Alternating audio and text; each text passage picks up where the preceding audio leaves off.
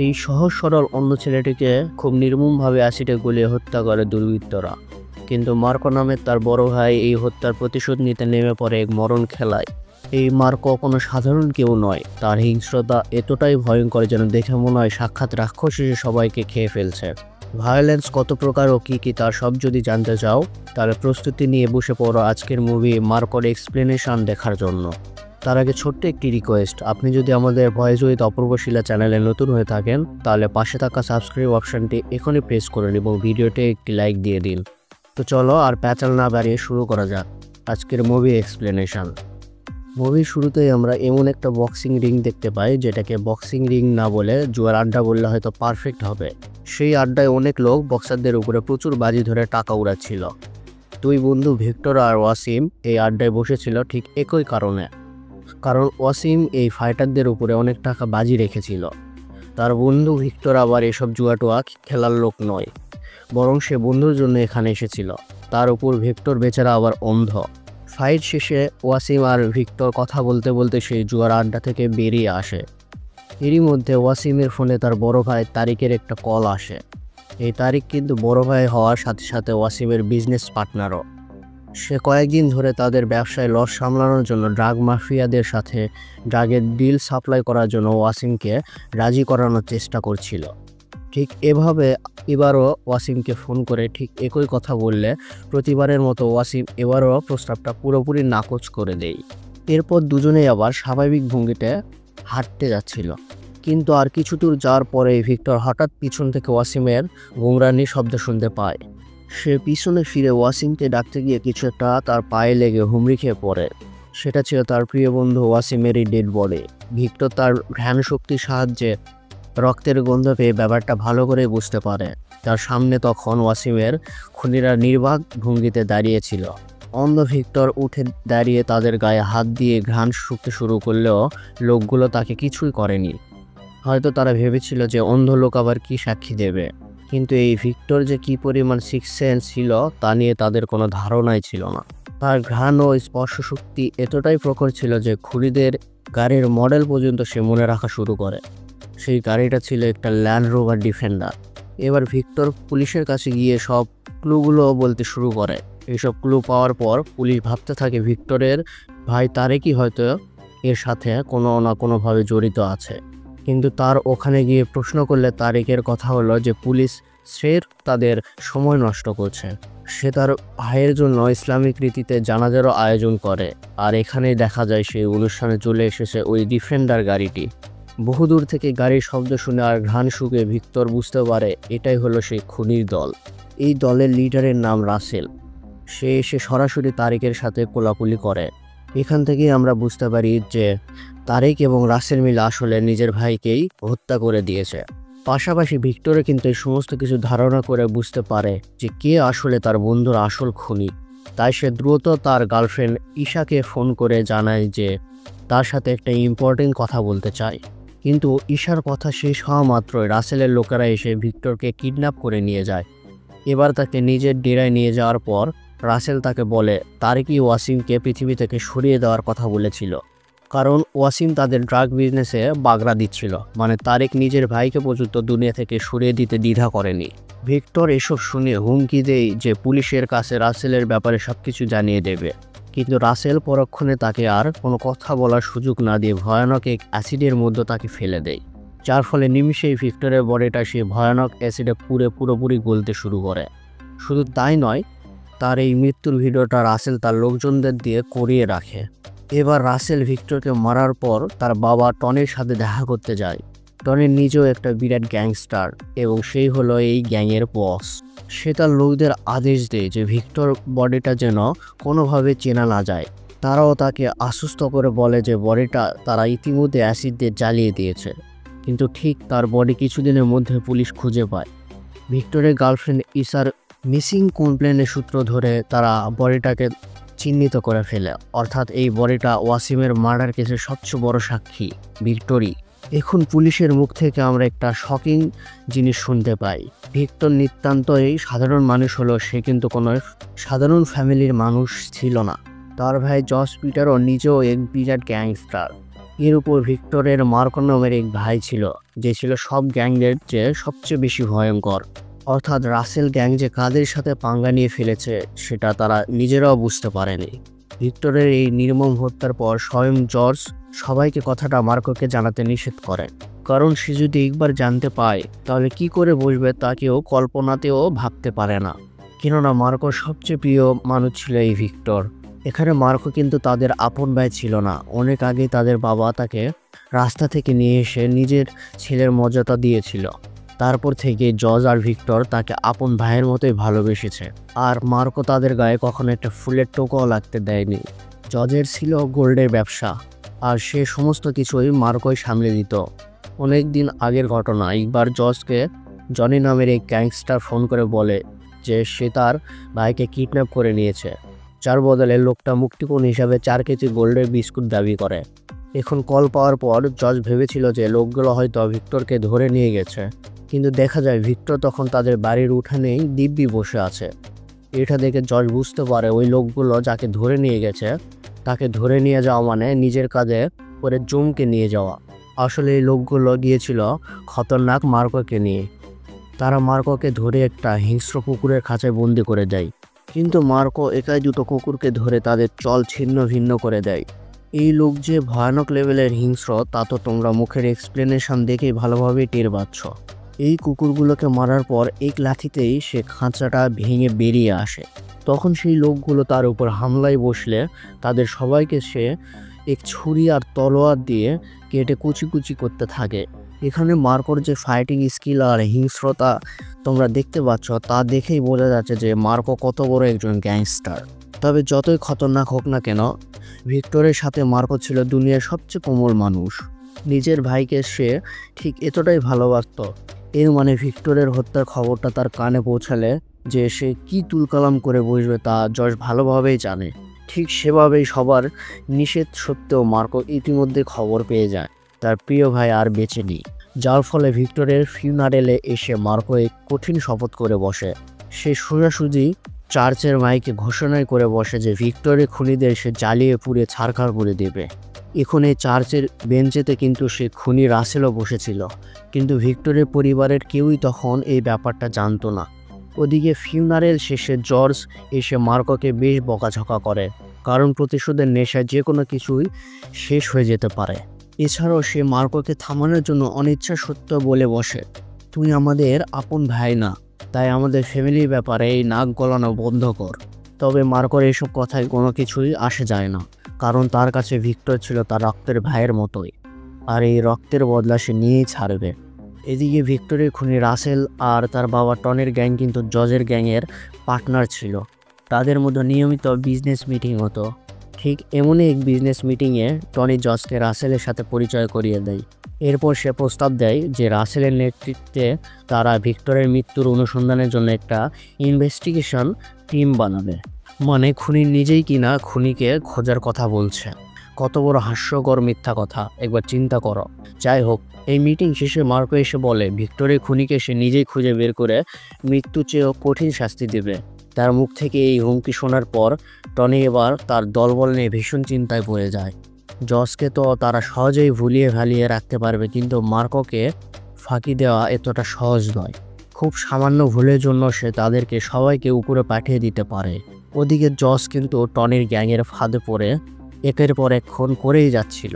টনিরা মূলত নিজেদের শত্রুকে জর্জের শত্রু বানিয়ে দিয়েছিল, আর তারা ভিক্টরের মৃত্যুর পিছনে তাদেরকে দায়ী করা শুরু করে, যার ফলে নেশায় থাকা জর্জ 7-5 না ভেবে টনির কথা মতোই সবাইকে মেরে সাফ করতে থাকে। কিন্তু মার্কো তখনই নিজের মতন করে ইনভেস্টিগেশন চালিয়ে যাচ্ছে। সে পুলিশের কাছ থেকে জানতে পারে যে ভিক্টরকে খুব শক্তিশালী হাইড্রোফ্লোরিক অ্যাসিড দিয়ে জ্বালিয়ে দেওয়া হয়েছে।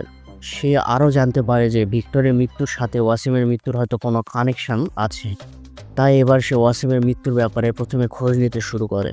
ওদিকে মার্কোর ভয়ে টনির গ্যাংয়ের পুরো ঘাম ছুটে যাওয়ার মতো অবস্থা। তাদের মধ্যে তারিক আবার একটু বেশি ভীত ছিল। টনি তাকে হুমকি দেয় সে যদি ভুলেও মার্কোর সামনে কিছু বলে ফেলে তাহলে সোজা জাহান্নামে পাঠিয়ে দেওয়া হবে। তখন মার্কো এক পর্যায়ে ওই তারিককে জিজ্ঞাসাবাদ করতে আসে, কিন্তু তারিক জানে সে ভিক্টরকে শেষবারের মতো ওয়াসিমের জানাজাই দেখেছিল। তারপরে যা ঘটেছে সে ব্যাপারে সে কিছুই জানে না। তখন মার্কো হঠাৎ তাকে জিজ্ঞেস করে বসে ওয়াসিমের সাথে তার সম্পর্ক কেমন ছিল। এই প্রশ্ন শুনে এবার সে পুরোই ঘাবড়ে যায়। তাহলে কি মার্কো ওয়াসিমের মৃত্যুর সাথে ভিক্টরের মৃত্যুর কানেকশন ধরে ফেলেছে? তারিক ভয়াবহ উত্তর দেয় ওয়াসিম তার প্রাণের চেয়ে প্রিয় ভাই ছিল, কিন্তু সেই যে আসলে ওয়াসিমকে হত্যা করেছে তা তো তোমরা ইতিমধ্যে জেনেই গেছ।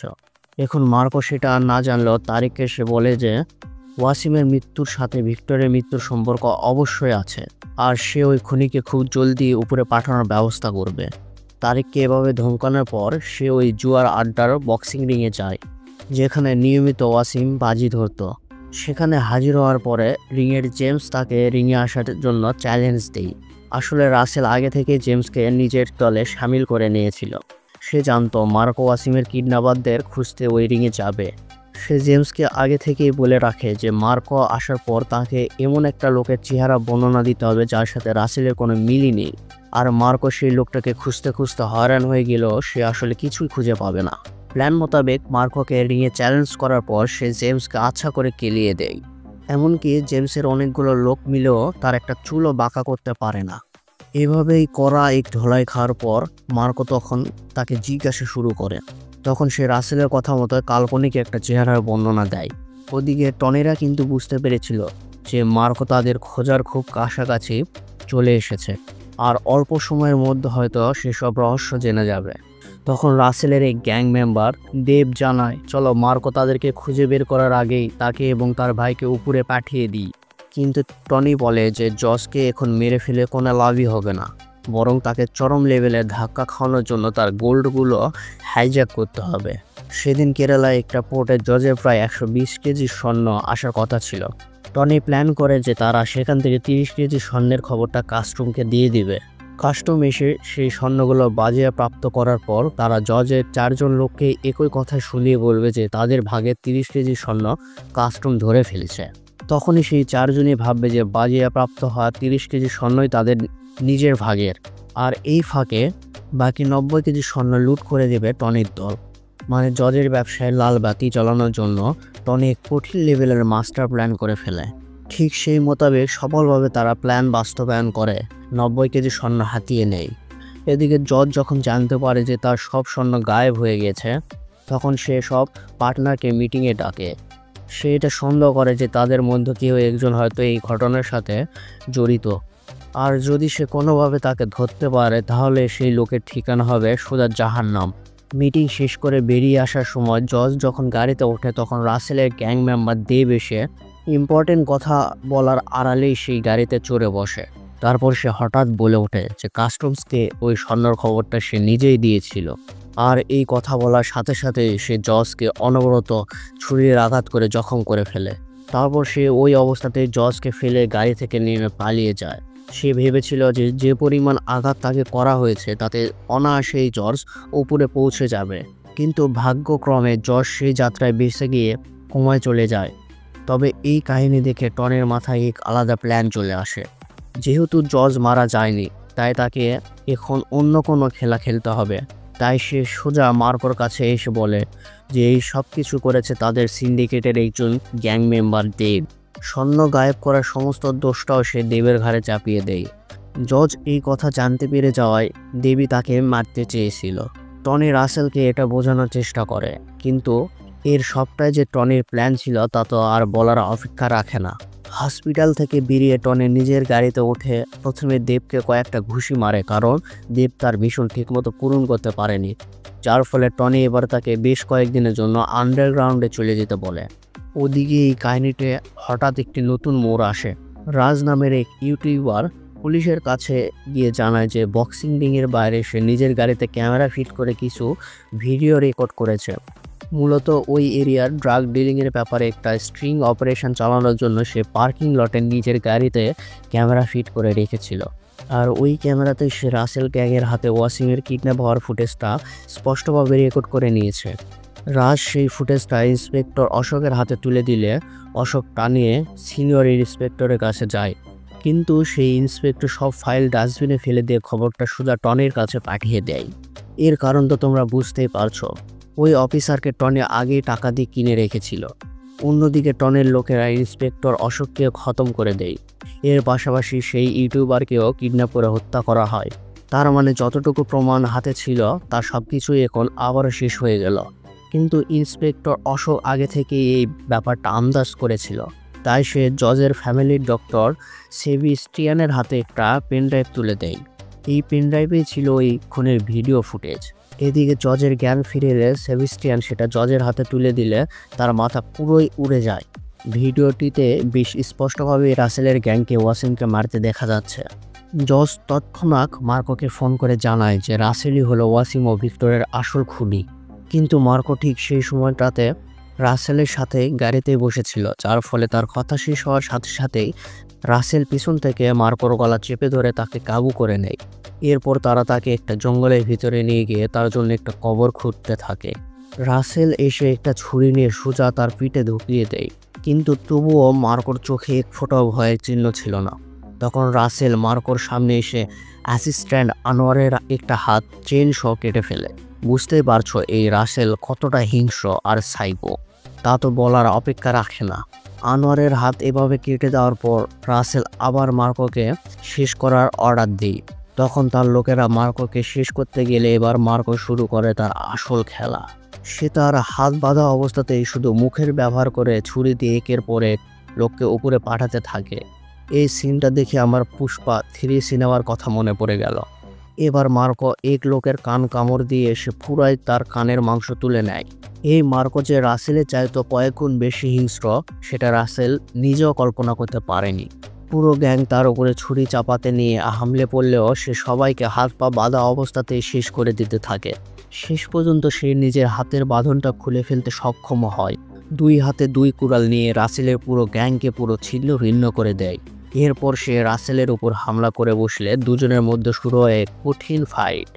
বেশ কিছুক্ষণ ফাইটের পর রাসেল ও মার্কোর হাতে ধরাশরি হয়, কিন্তু মার্কো তখন তাকে খতম না করে আহত আনোয়ারকে নিজের গাড়িতে তুলে নেয়। আনোয়ারের অসহ্য যন্ত্রণা দেখে যেন তার মাথায় তীব্র আগুন চেপে বসে।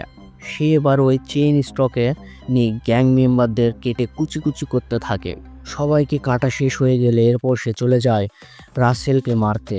তবে যে না রাসেলকে সে খতম করতে যাবে ঠিক সেই সময় দেখা যায় টনি ইতিমধ্যে ভিক্টরের প্রেমিকা ঈশাকে কিডন্যাপ করে নিয়েছে। টনি তখন জানায় ঈশা এই মুহূর্তে প্রেগনেন্ট আর তার পেটে রয়েছে ভিক্টরের বাচ্চা, যার ফলে মার্কো যদি তার বংশধরকে বাঁচাতে চায় তাহলে সে যেন রাসেলকে ছেড়ে দেয়। এই সব কিছু দেখে পরিবারের খাতিরে মার্কো বাধ্য হয় তখন রাসেলকে ছেড়ে দিতে। সেখান থেকে এসে টনির দাবিগুলো শোনার পরে জজের মাথায় তো পুরাই হাত। টনি ঈশাকে ছেড়ে দেওয়ার বিনিময়ে তার ব্যবসার পুরো মালিকানা সে নিজের নামে করে নিতে চাইছিল, কিন্তু পরিবারের সব সদস্যরা তাতে কোনোভাবে রাজি হয় না। তবে মার্কো জানায় সে তার পরিবারের জন্য যে কোনো লিমিট পর্যন্ত যেতে রাজি আছে। সে এরপর খোঁজ করতে করতে দেবের লোকেশন জেনে যেতে সক্ষম হয়। সে তাকে সেখান থেকে তুলে নিয়ে এসে একটা কন্টেনারে বন্দি করে রাখেন। মার্কো এই কন্টেনারে বিষাক্ত ফরজিন গ্যাসের একটা সিলিন্ডার রেখে দিয়েছিল। সে ওই গ্যাস ছেড়ে দিয়ে দেবকে বলে যে 1 ঘন্টার মধ্যে এই গ্যাস তাকে শেষ করে দেবে। তাই তার হাতে ঈশার লোকেশন জানানোর সময় আছে মাত্র 1 ঘন্টা। এই কথা বলে সে মোবাইল ফোন রেখে সেখান থেকে বেরিয়ে যায়। কিছুক্ষণ পর প্রায় শ্বাস আটকে যাওয়া অবস্থাতেই দেব তাকে ফোন করে ঈশার লোকেশন জানিয়ে দেয়, কিন্তু লোকেশন জানিয়ে দেওয়ার পর সে দেবকে ছাড়িয়ে দেওয়ার বদলে বোমা ব্লাস্ট করে পুরো কন্টেনার উড়িয়ে দেয়। এরপর সে ঈশাকে বাঁচানোর জন্য সোজা চলে যায় ওই লোকেশনের উদ্দেশ্যে। কিন্তু টনি আগে থেকে তাকে আটকানোর জন্য বিশাল এক দল তৈরি করে রেখেছিল, কিন্তু মার্কোর কাছে তারা শুধু তাসের ঘরের মতোই একদম উড়েই যায়। এতগুলো লোক মিলে ধারালো অস্ত্র দিয়েও তার কোনো কিছুই করতে পারে না, বরং সিঁড়ি দিয়ে উঠতে উঠতে মার্কো তাদের সবাইকে মেরে লাশের পাহাড় বানিয়ে ফেলে। এইখানের এই সিনগুলো দেখে আমার আবার অ্যানিমেল সিনেমার কথা মনে পড়ে গেল। মানে আশেপাশে সকল সিনেমাগুলো দিয়ে মোটামুটি এই সিনেমার অ্যাকশন সিকোয়েন্সগুলো বানানো হয়েছে। যাই হোক, অবশেষে বিল্ডিংয়ের ছাদে পৌঁছানোর পর সে চেয়ারে বসা একটা মেয়েকে দেখতে পায়, কিন্তু এই চেয়ারে বসা মেয়েটা আসলে ঈশা ছিল না। তার মানে টনি এখানে তাকে আসলে ভুলিয়ে ভালিয়ে নিয়ে এসেছে। এরপরে টনি সেখানে এসে হাজির হয় আর সে জানায় এটা তার একটা প্ল্যান ছিল। আসলে ঈশা এখনও তার কাছে বন্দি আছে। যদি মার্কো আর কোনো চালাকির চেষ্টা করে তাহলে ভিক্টরের অনাগত সন্তান এই পৃথিবী মুখ দেখতে পাবে না। তাই মার্কো এবং জর্জ উভয় পক্ষই টনির সাথে ডিল করাটাই এবার বুদ্ধিমানের কাজ হবে বলে মনে করে। এখন টনির এই হুমকি পাওয়ার পর মার্কো রাসেলের কাছে গিয়ে একটা ব্রিফকেস তুলে দেয়, কারণ টনির কথা মতো সমস্ত লিগ্যাল ডকুমেন্ট সেই ব্রিফকেসে আনার কথা ছিল। কিন্তু রাসেল সেই ব্রিফকেস খুলে যা দেখে তাতে তার হুঁশ উড়ে যায়। ওই ব্রিফকেসে রাখা ছিল তার বাবা টনির একটা কাটা হাত।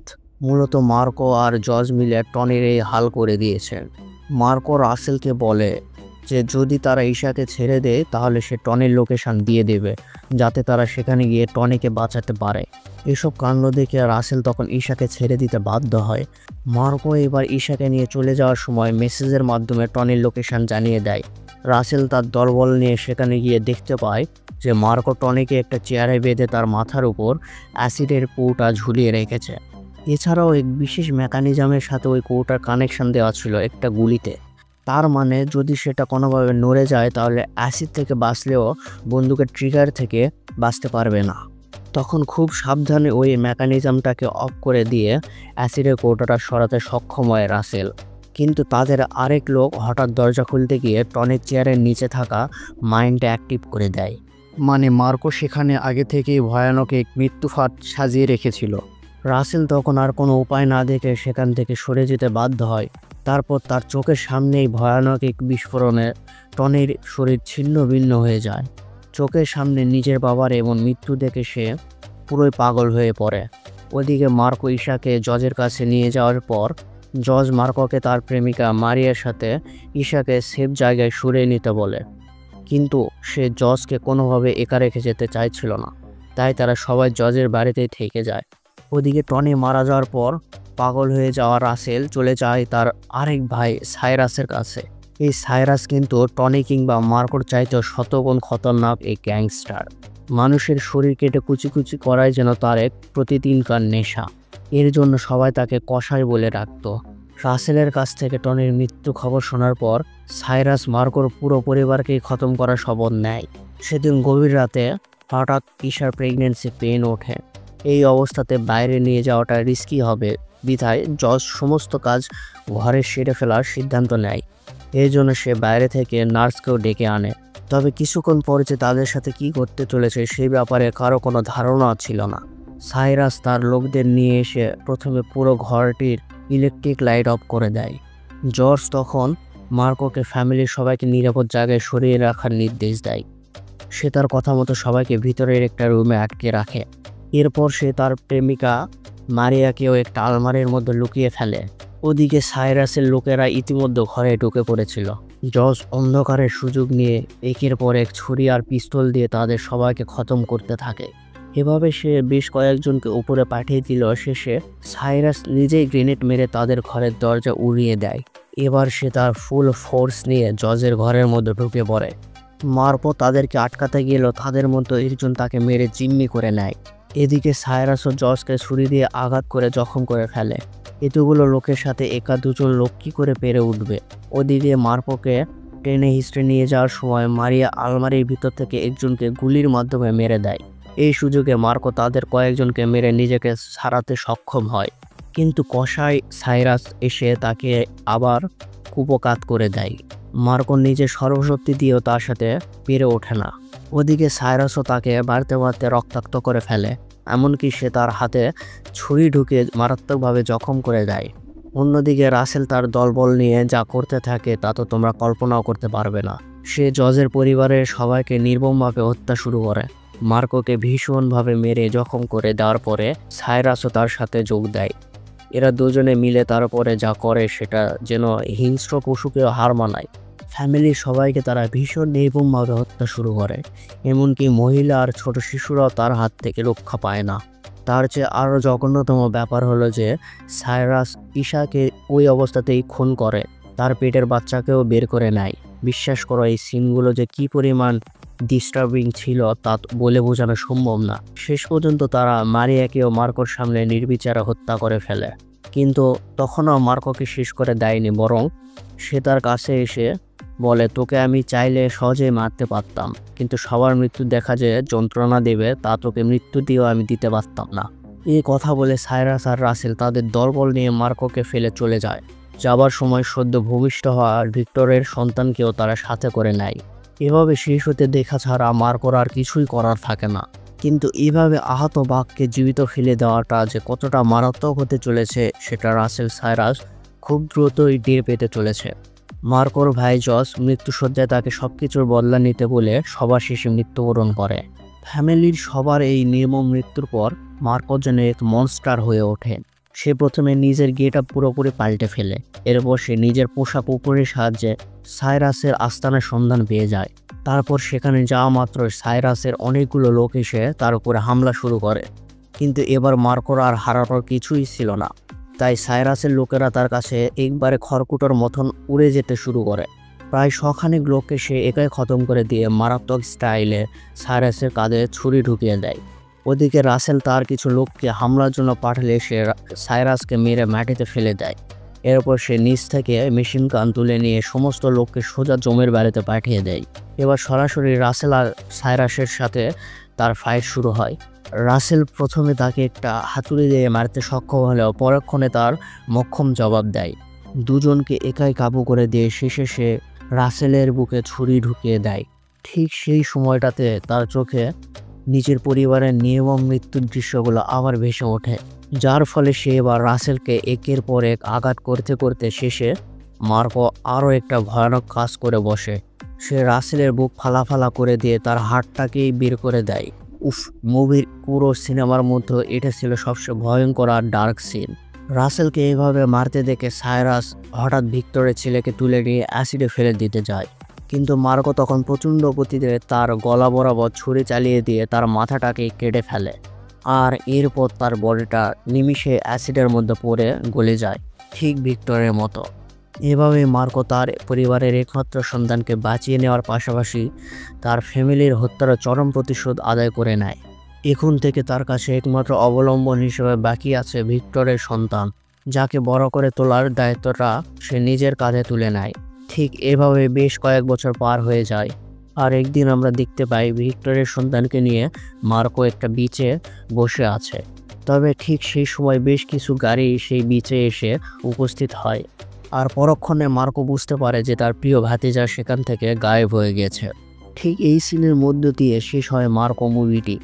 আর এইখান থেকে আমরা বুঝতে পারি যে মার্কো মুভি এখানেই শেষ নয়, হয়তো এর সেকেন্ড পার্ট খুব দ্রুতই আসতে চলেছে।